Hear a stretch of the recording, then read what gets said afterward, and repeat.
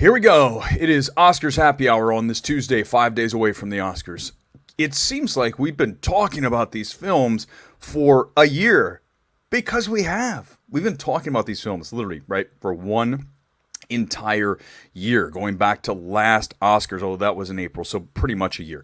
Either way, it's time to put these to bed. And today we're going to talk about Oscar's Best Director. Okay, we have a situation here where we virtually have a lock. Let me pull up the Awards Ace, my site that I run, and I can tell you right now that, so we click down to Director. If you're following this at home, you know who the leader, the front runner is for this. It's Jane Campion, Power of the Dog. And when we look at what we have here, and we pull it up so you can see it, you're going to see that she has DGA. She won that. She won BAFTA. She won Critics' Choice. And she won Golden Globes. That gives her a clean sweep in the four major directorial precursors for Oscars. So, with those four, really, we're talking about a situation where, you know, this is pretty much a lock, right? On Sunday, we're going to get Jane as our director winner. That said, wait just a second. Let's just discuss one very important detail. I'm going to leave that up. I'm going to pop it back out. And we do need to mention this, that when we have a director who is virtually a lock to win, which we've had in the past, we really thought that it was going to be, let's go back to 2019, and let's talk about Sam Mendes, who was the favorite going in. He had the DGA win, and look who came out of there with the actual Oscar. It was Bong.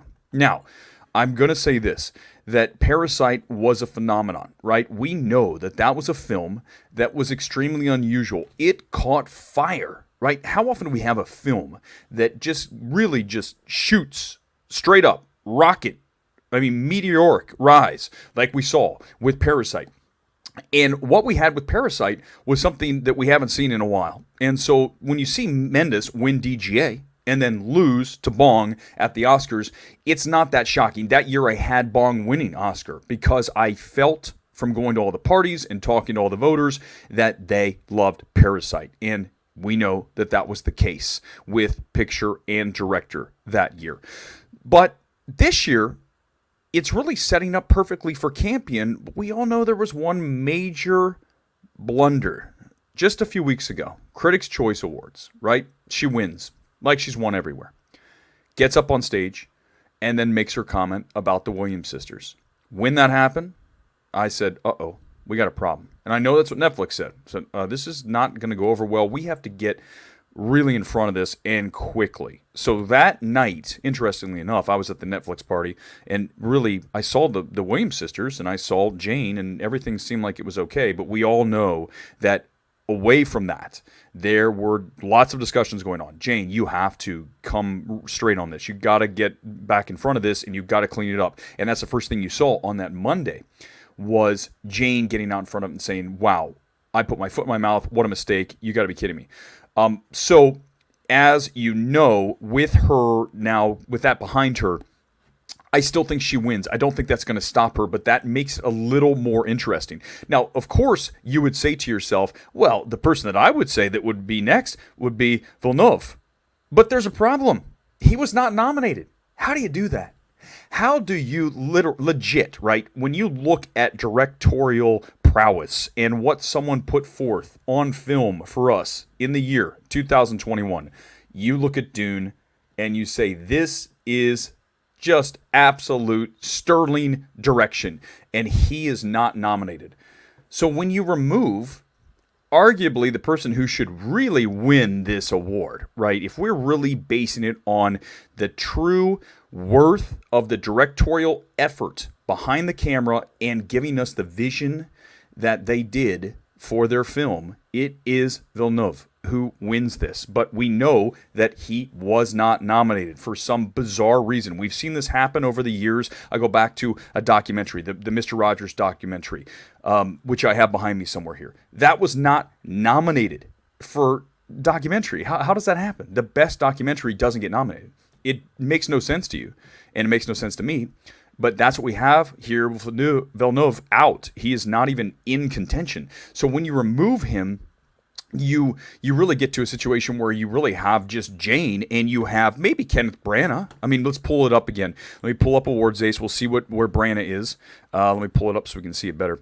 When we look at Branagh, I've got him second, okay? And I think Spielberg is third. And then we go PTA fourth. And then Hamaguchi in fifth. I don't think he has a shot. That said, I don't think anyone in the middle has a shot. It's Jane's to win. Okay, we know that. Hers to lose, and she is not going to lose. But if it were someone who beats her, it could be Kenneth Branagh. And let me explain something about Kenneth Branagh. And this is one of the lovely things about living here in LA that you get to do is go to these awards parties and meet these people and shake their hands and have a little discussion about them. And let me say that there are very few people I have met as charming as Kenneth Branagh. We were over at an event for Belfast, and it was a St. Patrick's Day, early St. Patrick's Day.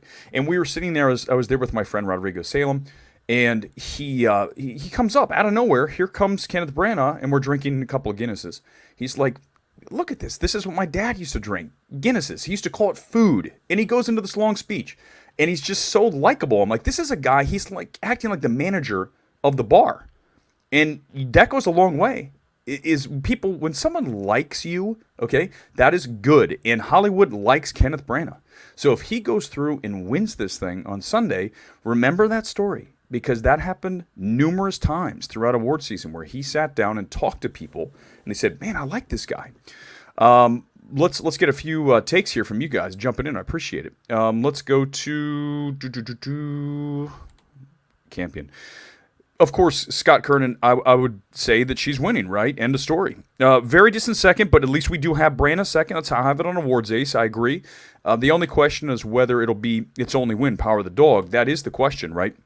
Will it win adapted screenplay? It looks like it's Coda that's going to do that. Just won WGA. So if that happens, that means Power of the Dog does not win there. Power of the Dog is not going to win production design. Power of the Dog is definitely in the mix for Best Picture, but right now, based on preferential ballot, and we'll talk about this probably tomorrow or Thursday or Friday, one of the days we'll talk about Best Picture, all about that. But I think right now, Coda is your preferential ballot winner. So if she wins, Jane wins, that could be the only win for Power of the Dog. Netflix is used to this. They're used to having a ton of nominations and 0 wins. Ask The Irishman. Right? That didn't go over well. They got all the nominations and no wins. So when you have that situation and you really have an opportunity to win all these Oscars and you come home with 0 or 1, it is a disappointment. And I know this, that Netflix is going to be very disappointed if they do not win Best Picture. And not just that. Look who beats them. If it happens, it's going to be Apple, another streamer, a studio that came in last year with a banker. I think that was their only thing. And this year they said, we'll just buy Coda. We'll spend a fortune for it at Sundance, and we'll carry it all the way through award season, and it wins Best Picture. If you told me Coda was going to win Best Picture when this thing debuted back in August, when it was on streaming and they started, showing it and all that stuff, it's been forever, right? That's back to August.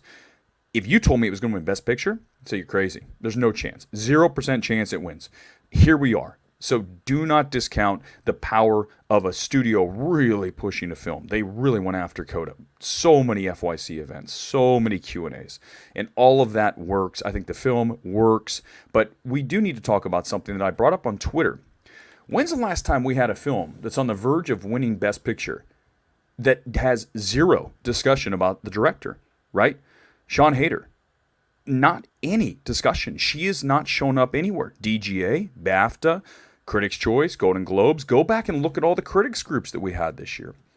I don't think you're going to be able to find her listed anywhere. Maybe 1 or 2, but I'm not talking about 25%. I'm talking about 5% or less of the critics groups, and then you don't have any of the precursors. It's one of the first times that that's ever happened. I mean, people say Driving Miss Daisy, but Beresford had, I believe, he had BAFTA for sure, okay? So he had a BAFTA nomination. That's big, okay?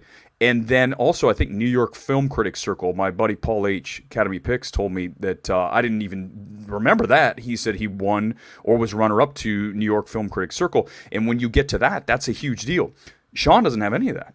Coda has 0 of those things. So when you get to that situation, it's really unprecedented that we have a film in contention for Best Picture and we really have no discussion of her in the directorial race at all. Anywhere. Not just Oscars. I'm talking anywhere. Some other comments here. Should be Kenneth or Steven. Listen, I understand. I think if I was picking for pure direction, I would definitely go with Villeneuve. But when he's out and I look at the quality of the film and the filmmaking, Jane is there for me along with Steven. I don't love West Side Story. I don't think there's a real need for that film to exist, right? Except that he wanted to make it. Steven Spielberg said, I want to remake West Side Story. But if you watch the film, you look at the cinematography and you look at the editing of that film, and that falls back on direction, then it absolutely is warranted to discuss Steven Spielberg as a directorial pick. And so if he wins, people love him in Hollywood, that could happen. But I think we all know that Jane is going to win. And by the way, someone asked, hold on, let me find it here, what exactly Jane said when she was at Critics' Choice. And here's what I remember. Okay, I'm not going to say it exactly correct, but basically she gets up on stage and she says, listen, Venus and Serena, amazing tennis players, but they didn't have to play against men like I did to win this, right? That's the short and long of it.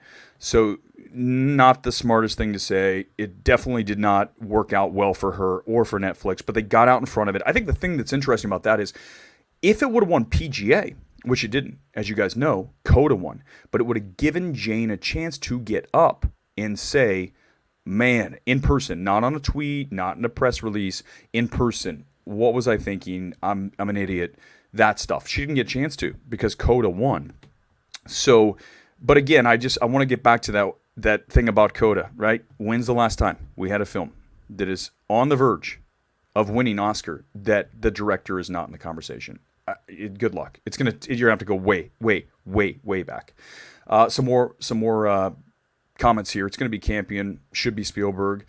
Gavin, I agree. I mean, listen, I can understand what you're saying there, but I don't think Jane she's deserving. Okay, I think that's fair, right? I think we can all agree that that's a very well-directed film. Is it a flashy film? No. But is it a handsome, artistic film? Yes. So I don't have a problem at all when if she obviously wins. I think that's a warranted thing. We're not having that discussion about is it worthy. Of course she's worthy. Okay, I can't read the name here, but when are you winning Best Director? Yeah, I would do a box jump. I just tweeted out a box jump today, so I had to sneak that one on. Yeah, I did. It was a 42-inch box jump. Go check it out on Twitter. Maybe I'll queue it up and fire it up before we're done here. But yeah, I didn't direct that, really. The person who shot it did, so I don't think I can take credit. Maybe co-director. I don't even think, Branagh will win screenplay. I don't know, Edward. I mean, listen, so that is original. And as we know, Don't Look Up just won WGA the other day. I love Don't Look Up. I want to see Don't Look Up win to see everybody just blow. Their heads just explode because they're going to be, this movie's terrible. What are we doing? No, it's not. It's actually, it works so well as a COVID tale. When I saw that back in, what was it, November? It's been forever. One of the first screenings, I go, this is going to be popular. People are going to like this movie. And then I started reading all these comments on Film Twitter. I'm like, what movie are we watching here? This movie's great. It's very entertaining, okay? Is it a masterpiece? No. Does it work for right now? Yes, Don't Look Up does. So if it wins, I'm excited for that. So yeah, I think right now Don't Look Up's looking really good in original, especially on the WGA win. But otherwise, I think it might be Branagh there for sure. And yeah, we're talking about Branagh, how likable he is. I mean, Edward's saying he's interviewed him a few times. And yes, Academy voters do vote, but you got to remember, he's been out there talking to these people. He's been out there talking to these people over and over and over. And when you get in the mix of those people and they press the flesh, right? Like a politician, you always hear, kiss the babies. When you get out there and people meet him, then you're going to go, wow, this guy is super cool. I like him. I want to vote for that person. So if Branagh wins, those are the stories that I tell you when it happens. You go, what? And exactly like Nathan, kind of funny. A picture can win Best Picture without winning Best Director. It happens. I just think this year when we talk about Coda, it's not just not winning Best Director. It's not in the conversation for Best Director. There's a big difference between those two things. And when we talk about that, we go back to Green Book and you go back to Argo. People want to use those two. Remember this, that both Farrelly and also Affleck were nominated for DGA. And in fact, Affleck won DGA. So if you win DGA or you're nominated for DGA, that's a big deal. Directors Guild of America. So they obviously got the attention of the DGA to get a nomination. So at that point, this is not happening at all for Coda anywhere. So that's the crazy thing here.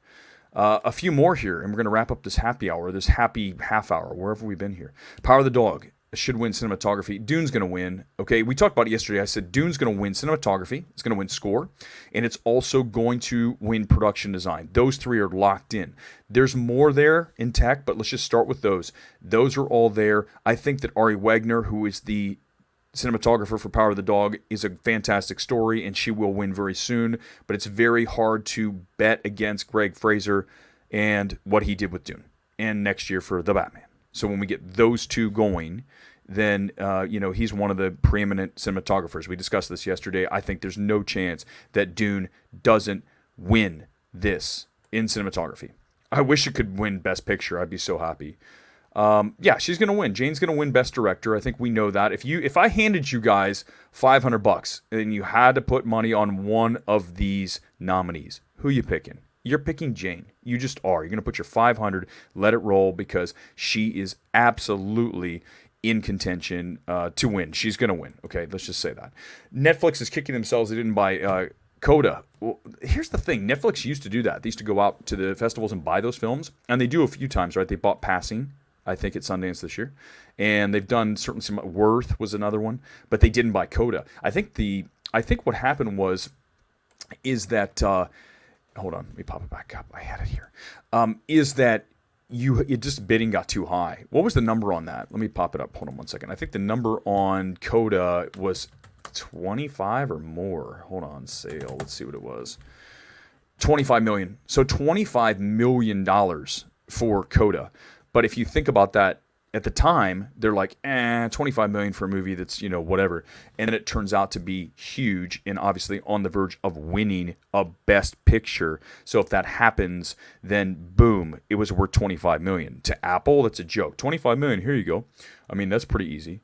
Let's go a few more here. I think I remember reading Argo and Green Book were the last ones to not have a Best Director nomination. Yes, Zane, but what I'm saying when I talk about Coda is, and I said this just very important, is that there's been no discussion of Sean as a Best Director anywhere. Not just Oscars, not DGA, not BAFTA, not Critics' Choice, not Golden Globes, not New York Film Critics Circle, not LA Film Critics, not on and on in Chicago. Keep going.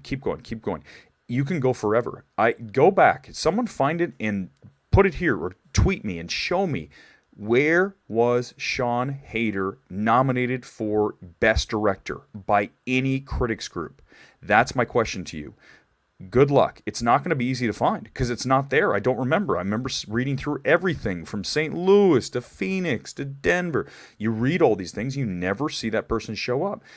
It's okay. I'm not saying it's a bad thing. It's just a very strange thing to have a film up for Best Picture where there's been zero discussion of the director. It's extremely unusual. It's unprecedented.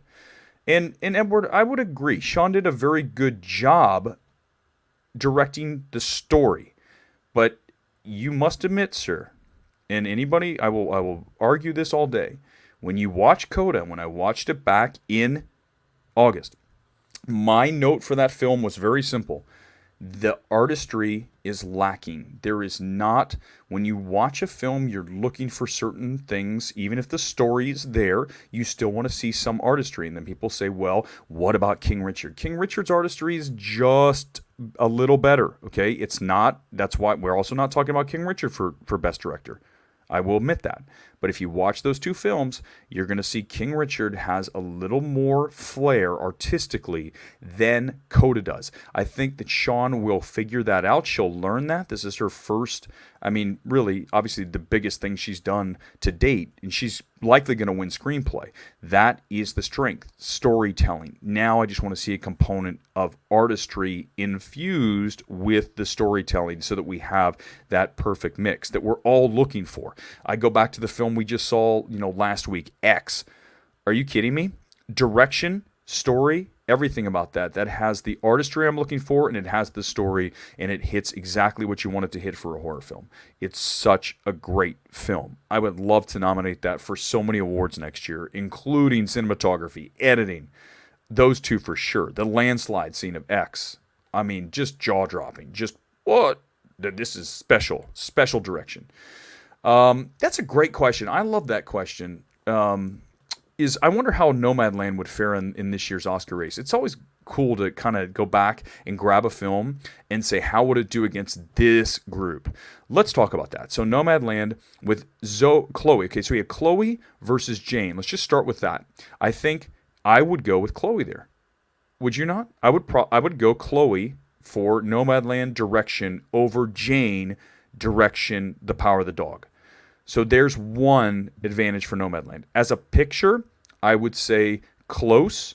I would still say Nomadland over The Power of the Dog. For me personally, I think that voters would do that too. So that's 2 for Nomadland. The biggies, picture and director. For screenplay, it is adapted, Nomadland was, and so is Power of the Dog. I would take Power of the Dog and screenplay there, right? Because it's a denser screenplay. There's Nomadland. The one thing people say is the screenplay is pretty raw. It's just basically almost documentary style, which is exactly what the writer is. Same kind of thing. That's what Chloe does well. But I would say their Power of the Dog. So that makes it 2-1 Nomadland. Nomadland would fare well. It would get a ton of nominations. She would be in director for sure, and we would probably remove somebody like Spielberg. We'd probably get rid of PTA. I would get rid of PTA. Wouldn't you? For Licorice Pizza. If Licorice Pizza wins anything, it'll be a crime. It'll be absolutely criminal if Licorice Pizza wins, especially for original screenplay. For a bunch of scenes that are cobbled together, that's not even like cohesive as far as, a storytelling. It's just a bunch of scenes. I didn't like the movie. Fraser could win for The Batman and Dune Part 2, but I think that there's no question that when you look at cinematography, that Netflix they think they can win this. They think they can get in there and beat Dune. They think that's possible. And if that is, it is possible. But I still think Dune gets in. Greg Fraser just won ASC, the Cinematographers Guild. He just won that on Sunday. So, I think that's a done deal too. Dune's going to win cinematography. And the $25 million for Coda, it's a chump change. Chump change for Apple. Here's your $25 million. We'll take your movie. And look back at it, $25 million when they didn't have to produce it, right? They just bought it. They paid $25 million. They get the film. Obviously, it didn't cost $25 million to make, but either way, you bought a finished product. You have it now, and then you slap the Apple logo on it, and you take it and you run with it for award season. And somehow, this film managed to get there again without any directorial, mentions at all, going the whole way in. And that's like, wow, that's just something you're just not going to see. You're not going to see it very often, and you just don't. And that's why it's something I love to. I think it's a really interesting conversation to have. I can't say that. Sean Hader. Well, no, I mean, a lot of people don't know who Sean is, and she's new. She did a short film. Okay, this was kind of her thing coming in here, and obviously she did a great job with the screenplay. But as far as the film itself and the artistry, again, I don't see it like I see it with so many other films. So, man, we got so many. Oh, here we go. See, this is what you guys are doing the homework for me here. Female Focus Award for Austin. Okay, so she got that for Austin. Chicago Indie Critics Award. Was that? I wonder if that was that part of their 5, or was that one of those spotlight things like, hey, up and coming director? Because there's things like HCA, Hollywood Critics did that. So I don't know if that is the case. I'd have to go look, but I'm going to trust you, Zane. Thank you for doing the work on that, because but look how hard that was. You had to go through how many Critics Awards to find that, to go, there it is. There's not many. There's just not many, and it's very, very unusual to get there. Nathan, I saw The Outfit, and it's a shame it wasn't brought out for award season. Oh, really, Nathan? I do not agree with that at all. I gotta say, The Outfit just did not work for me. I love Mark Rylance, and I think that, for Best Actor next year, it's not going to happen because it's such a long way to go. But I wasn't a huge fan of The Outfit. There's so many things to talk about, but it feels like a play, right? It's only in one location. I think some of his performances, other than Rylance, are not that great. But I seem like I'm one of the few people that did not like that movie as much as other people. X blows it out of the water from a filmmaking perspective. There's no comparison between X and The Outfit. It's like, you got to be kidding me. These aren't even the same thing. This is a film versus a TV play thing. So, listen, guys, here's the deal, is that we are going to get Jane winning on Sunday, and Netflix is going to be very happy with that. They got it a few years ago with Roma, so they know what it's like to win a director. They just really want that Best Picture. We will drill down on Best Picture and the preferential ballot. If not tomorrow, then Thursday. Tomorrow we might just do a round table of whatever we want to talk about. But I think director is really simple. It's Jane winning again for Netflix. They won it, obviously, for Roma just a few years ago. So this is really no surprise that they know how to get that done. They just really want Best Picture.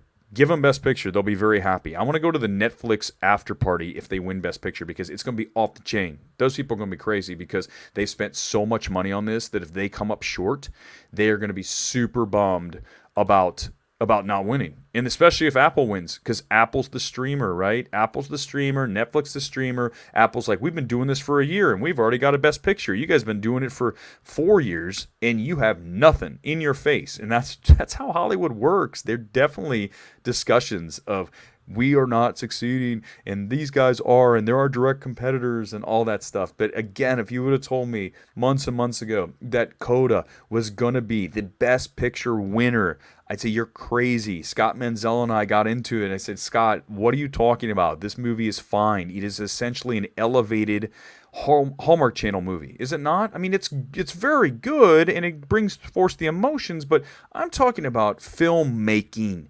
Film, cinema. That's where I think if we're going to give a film Best Picture, we need to have those elements there. And that's why my vote goes to Dune. If I am doing a preferential ballot, I am picking Dune at the top. It's very simple for me because that is outstanding filmmaking, and that just is the way it should be. Filmmaking plus story. I don't care if it's half a film, as a lot of people say. I don't know how you want to view it, but the point is that you're talking about film making. So therefore, we really need to be talking about films like Dune and even Power of the Dog. But I would pick Dune number 1, and then for number 2, for my ballot, I would have King Richard, because I love that film and I love its message of just continuing to plow forward in the face of all kinds of defeat and obstacles. That is my kind of film. And that's why I love King Richard. So Dune 1, King Richard, then probably Power of the Dog. As a overall artistic film, I think that is absolutely worthy of winning. Coda is farther down my list, just because, again, it's just missing that element of artistry that I'm looking for when I watch a film. So we've got Jane winning on Sunday. We'll do this again tomorrow. We'll talk about, hey guys, thank you so much for all the input today. Very fun. And come up with your best questions and hit me up on Twitter anytime at Eric Weber. Like, subscribe. Really appreciate it. And we'll do this again soon. Thanks. Enjoy the rest of is it Tuesday? It's only Tuesday? Good Lord. 5 days away from the Oscars. We're almost at the finish line. We'll talk tomorrow. Thanks, guys.